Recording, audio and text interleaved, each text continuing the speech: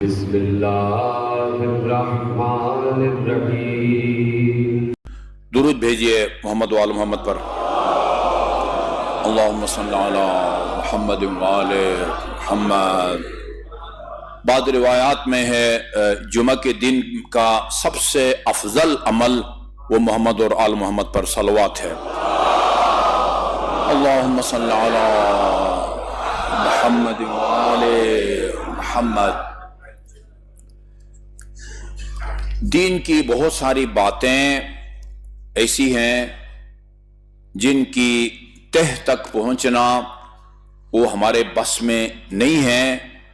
سربستہ طور پر اجمالاً سربستہ طور پر ایمان لانا وہ کافی ہے۔ ان میں سب سے اہم اور سب سے باعظمت حقیقت خود اللہ کو سمجھنا ہے، اللہ کی معرفت ہے۔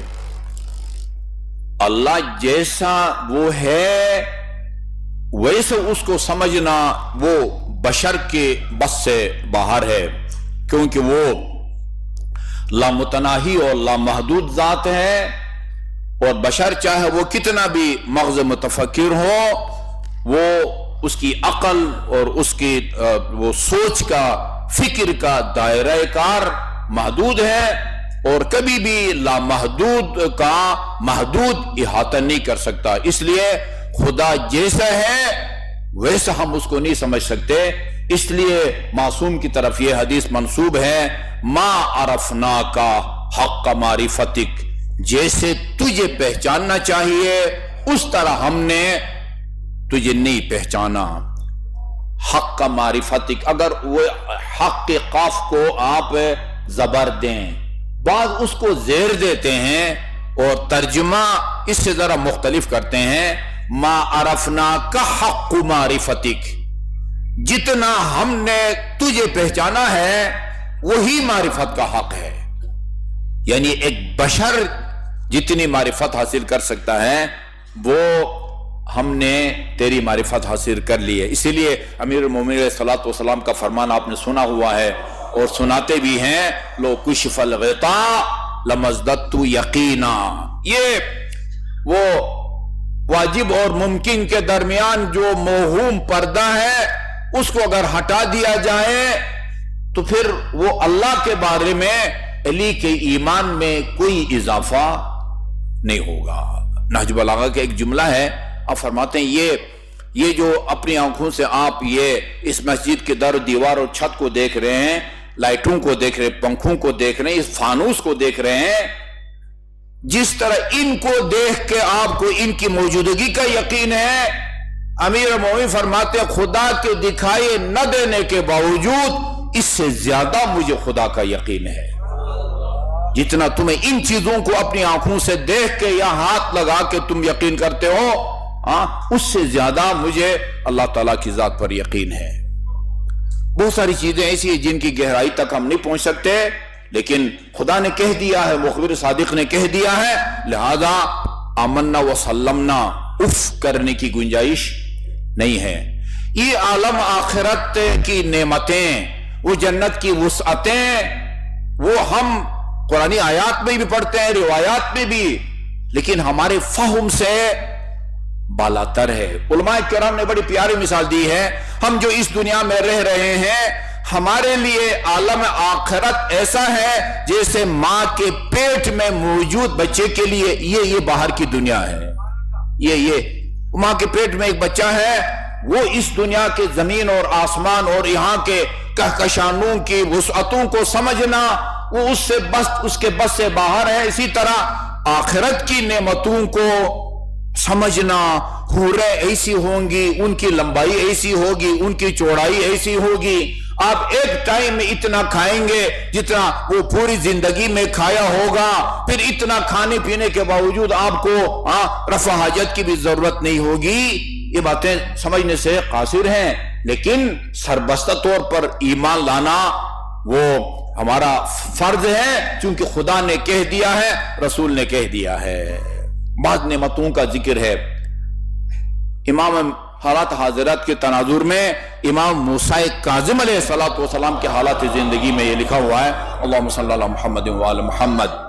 رئی، پرانا رئی اور آج کے شاہ عبدالعظیم تہران اور قم کے درمیان میں رئی ہے، وہاں کا ایک بندہ ہے وہ عبداللہ بن طاہر السوری، غالباً طاہر السوری، یہ کہتے میرے ذمہ حکومت کا بہت سارا ٹیکس مالیات میرے ذمہ واجب الادات ہے، اور اتنے زیادہ تھے کہ اگر میں سارا ادا کر دیتا میرے پاس کچھ نہ بچتا کھانے پینے کے لیے۔ مجھے کسی نے بتایا کہ رئی کا جو موجودہ گورنر ہے وہ اہل بیت اطہار علیہ السلام کا ماننے والا ہے، تم اس کو درخواست دے دو وہ تمہیں معاف کر دے گا۔ خود میں نے جرات نہیں کی، پتہ نہیں یہ بات درست بھی ہے یا وہ غلط ہے، کہیں الٹا نقصان نہ ہو۔ میں حج بیت اللہ کے لیے گیا اور پھر امام موسیٰ کاظم علیہ السلام کی خدمت میں پہنچا اور ان سے عرض کیا فرزند پیغمبر اس طرح میرے ذمہ حکومت کے واجب الادا ٹیکسز ہیں اور میں سارا ادا کرنے کی پوزیشن میں نہیں ہوں، آپ 2 جملے اگر لکھ دیں ہو سکتا ہے وہ مجھے معاف کر دے۔ یہ جملے یاد رکھیں امام علیہ السلام نے، بسم اللہ الرحمن الرحیم، ان للہ تحت عرشہ ظلا لا یسکنہ الا من اسدى الى اخیہ معروفا او نفس عنہ کربتا او ادخل فی قلبہ سرور وہذا اخوک والسلام۔ اچھا، روز قیامت ایک سایہ ہوگا، اس سایہ کے نیچے یہ 3 بندے بیٹھ سکیں گے، ان کے علاوہ کسی اور کو بیٹھنے کی اجازت نہیں ہوگی۔ وہ کس طرح کا سایہ ہوگا؟ یعنی ادھر چھت ہوگی، باقی لوگ دھوپ میں ہوں گے، اس کے لیے چھت ہوگی، ہم نہیں تصور کر سکتے۔ حج پہ جائیں نا، تھوڑا سا آپ تصور کر سکتے ہیں، جہاں پر یہ عرب ممالک کے وہ شیخ آتے ہیں نا مینا میں، ان کے خیمے اور ہوتے ہیں، ہم پاکستانی جو پرائیویٹ وہ اسکیم کے تحت جاتے ہیں ان کے خیمے اور ہوتے ہیں، سرکاری اسکیم کے تحت جانے والوں کے خیمے اور ہوتے ہیں۔ سب سے مشکل کام وہاں وہ رفع حاجت کے لیے واش روم کی لائن میں کھڑا ہونا ہوتا ہے۔ بعض اوقات میں نے حساب لگایا 1.25 گھنٹے کے بعد باری ملتی ہے، 1.25 گھنٹے کے بعد۔ اچھا، وہاں کچھ لوگوں کو چابی دی جاتی ہے، واش روم بند ہے اس کی چابی دی جاتی ہے، 2000 ریال جو ہے نا اس کے لیے پیمنٹ کرنا ہوتا ہے۔ پچھلے سال میں نے ذکر کیا تو کاروان کے بندے نے کہا ہمیں وہ چاہیے، اور 2000 ریال۔ یہ اس طرح عجیب عجیب اشارے کنائے ہیں، مگر اس کے حقیقت کو درک نہیں کر سکتے۔ وہ کس طرح کا سایہ ہوگا بھائی، کس طرح کا سایہ ہوگا؟ یہ تالپار کا سایہ ہوگا، ان کے اوپر کوئی بادل کا ٹکڑا ہوگا، لیکن سربستہ طور پر خدا کی نعمتوں کی طرف اشارہ۔ جنت کے درجات قرآن میں وہ ہے، قرآن کے بارے میں ہے، آیت اللہ خوئی رضوان اللہ تعالی علیہ نے البیان میں لکھا ہے، قرآن کی جتنی آیات ہیں اتنے جنت کے درجات ہیں۔ ہمارے سمجھ سے بالاتر ہے جی۔ اس سائے کے نیچے 3 آدمی بیٹھ سکیں گے، من اسدى الى اخیہ معروفا، جو اپنے برادر مومن کے ساتھ نیکی کرے، ایک، او نفس عنہ کربتا، اس کو کسی مصیبت مشکل سے نکالے، او ادخل فی قلبہ السرور، کوئی ایسا کام کرے، جائز کام البتہ، جائز کام کر کے اس کا دل خوش کرے۔ یہ لکھا روز قیامت ایک عرش الہی کے نیچے ایک سایہ ہوگا، اس سایے کے نیچے یہ 3 اوصاف کے حامل، یہ 3 کام کرنے والے، ان کو بیٹھنے کی جگہ ہوگی، کسی اور کو بیٹھنے کی جگہ اجازت نہیں ہوگی۔ نمبر 1، اسدى الى اخیہ معروفا، اپنے برادر مومن کے ساتھ نیکی کرے، تھانے میں، عدالت میں، آفس میں اس کا جائز کام نکالے، نہیں کسی اور کی حق تلفی کر کے اس کو نہیں، حق ضائع ہو رہا ہے اس کے ساتھ نیکی کرے۔ ہر دفتر میں جس کا کوئی بس چلتا ہے، یا وہ مجبور اور بے سہارا اور ناچار لوگوں کی دستگیری کرے، اسدى الى اخیہ معروفا، اور نفس عنہ کربتا، کسی مشکل میں ہے، پریشانی میں ہے، مصیبت میں ہے، اس کو مصیبت سے نکالے، اور ادخل فی قلبہ السرور، یا کوئی ایسا کام کرے جس سے برادر مومن کا دل خوش ہو جائے۔ اس کے بعد لکھا وَهَذَا أَخُوكَ، یہ حامل الرقہ تیرا برادری ایمانی ہے، والسلام، نیچے آپ نے دستخط کیے۔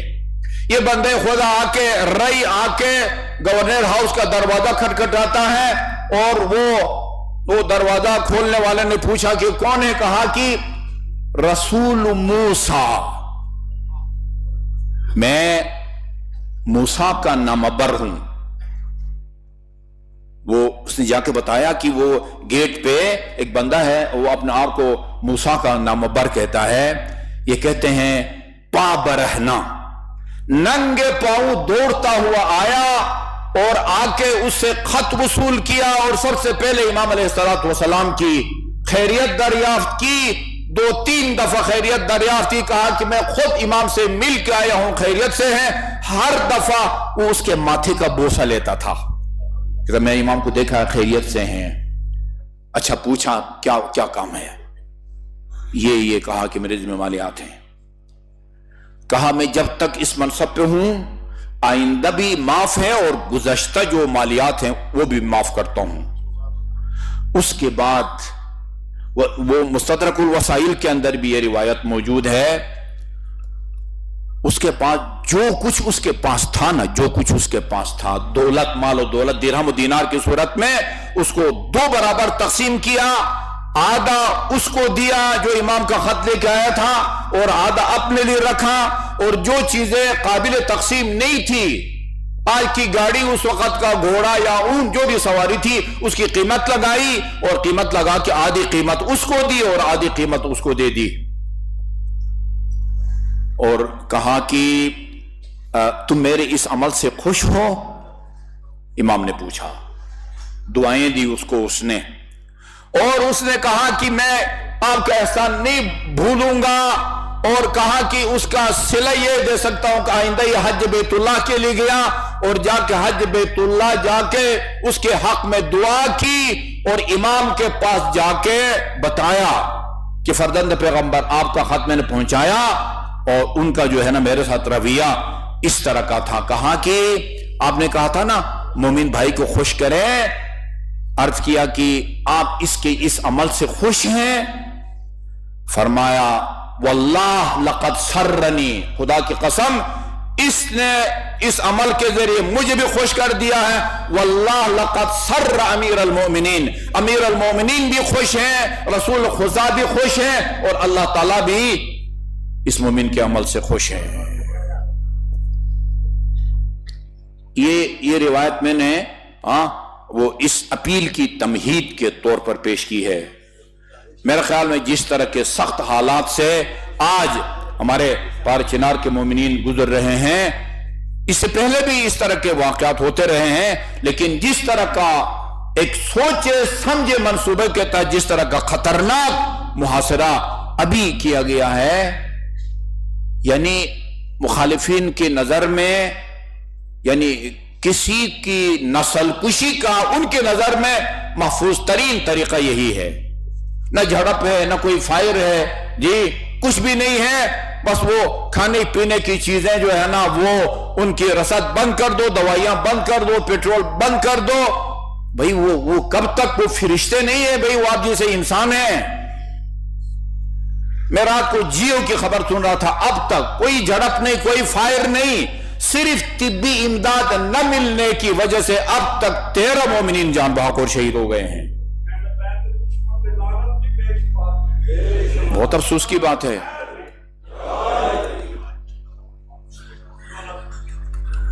मेरे पास इस वक्त मैंने गुज़श्ता उसमें भी हल किया है, एक हुकूमत के लिए कोई काम मुश्किल नहीं होता। वो जिन इलाकों में ऑपरेशन किया गया वाना वगैरह, वो बाद मौलवी कहते थे कि खबरदार अगर उधर आपने ऑपरेशन किया आग लग जाएगी, वो हो जाएगा, ये हो जाएगा। आपने देखा कि वो ऑपरेशन कामयाबी से, हमारे पाक अफवाज ने वो ऑपरेशन किया, कामयाब किया और दहशतगर्दों का उन इलाकों से सोच नहीं सकता था कोई, भाई वो मत हाथ डालो इसमें जो है ना वो भीड़ का पता नहीं वो है छत्ता है। लेकिन जब वो अज़्म कर ले तो फिर कोई काम मुश्किल नहीं होता, कोई काम मुश्किल नहीं होता। वाहिद हाल उसका यह है कि आप बाहर वहां तक जो है ना खाने पीने की चीजें पहुंचा दें।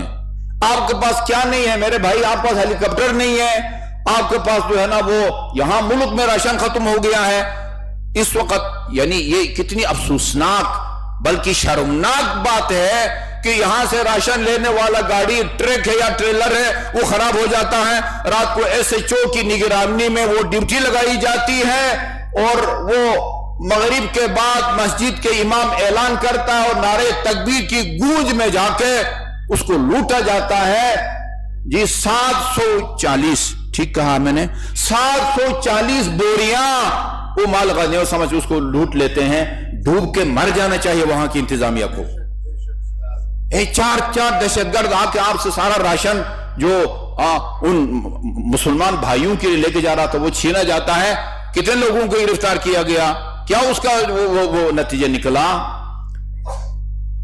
ہم یہی کوئی کہہ سکتے ہیں، واحد راستہ یہ ہے کہ کل بھی میں ایک وہاں کے ایک ایم پی اے کا سن رہا تھا، وہ کہہ رہے تھے ہم گورنر سے ملنا چاہتے ہیں، وزیر اعلیٰ سے ملاقات نہیں کرنے دی جا رہی ہے۔ تو ہوائی راستہ کھلا ہے، وہاں ان کو ضرورت کی چیزیں فراہم کریں اور اپنے طور پر ہر کوئی اپنے وسائل کو روئی کار لا کے جس طرح بھی ان کی مدد ہو سکتی ہے ان کی مدد فرمائیں۔ مختلف ذرائع سے آپ کر سکتے ہیں، یعنی علماء کرام نے، مراجع اعظام نے مال امام خرچ کرنے کی بھی اجازت دی ہے، متاثرین میں سادات بھی ہیں، شرائط کو مد نظر رکھ کے ذمہ دار افراد مال امام اور مال سادات بھی وہاں تقسیم کر رہے ہیں، اور ویسے بھی عطیات آپ دے کے امام وقت، اس وقت کے امام وقت امام موسیٰ کاظم تھے، آج امام زمان کو خوش کر سکتے ہیں، رسول خدا کو خوش کر سکتے ہیں، اور اللہ بھی اس پر راضی اور خوش ہے۔ اللہ تعالی ہمارے ان مظلوم بھائیوں کی نصرت فرمائے اور جلد از جلد اپنی قدرت کاملہ سے اس مشکل سے ان کو نکالے۔